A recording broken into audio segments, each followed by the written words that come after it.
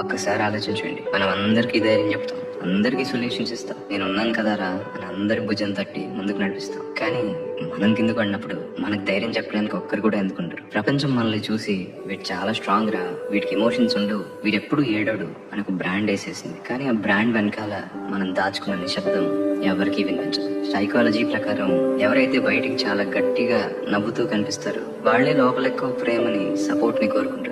దీన్నే strong friend syndrome అంటారు. మనం అందరికీ పిల్లర్స్ లా నిలబడుతున్నాం, కానీ ఆ పిల్లర్ నిలబడడానికి కింద బేస్ లేదని ఎవరు గుర్తించడం లేదు. మనం చేసే పెద్ద తప్పు ఏంటంటే మనం ఏడిస్తే వీక్ అయిపోతామేమో, మనం బాధపడితే జనం మనల్ని తక్కువ చేస్తారేమో అనే భయంతో మన కంటి నిండా నీళ్లున్న పెదవుల మీద నవ్వు పూసి కవర్ చేస్తాం. కానీ గుర్తుపెట్టుకోండి, ఏడవడం బలహీనత కాదు, అది మనిషి లక్షణం.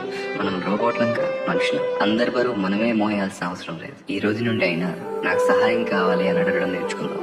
ప్రపంచం కోసం రాజులా నటించడం కంటే మన కోసం మనం చిన్న పిల్లాడిలా ఏడవడం చాలా బెటర్. బరువు దించేయండి, మనసుని ఫ్రీ చేసుకోండి. ఇలాంటి డీప్ రియాలిటీ చెక్స్ కోసం పేజ్ ని ఫాలో చేయండి. అసలు మీ గ్యాంగ్ లో అందరికీ ధైర్యం చెప్పే ఆ స్ట్రాంగ్ ఫ్రెండ్ మీరా? మీ ఫీలింగ్స్ ని దాచుకోకుండా కామెంట్ చేయండి.